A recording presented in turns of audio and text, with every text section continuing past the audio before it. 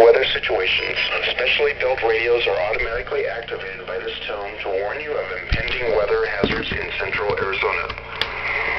Tests of these radios are normally conducted every Wednesday between 11 a.m. and noon.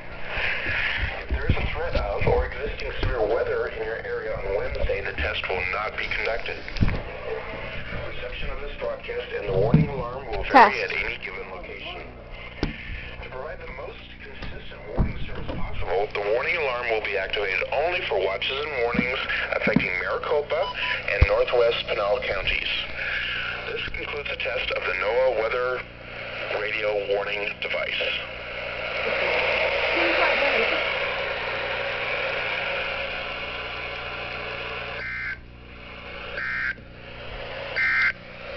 Now use for hazardous weather outlook for east central Arizona and south.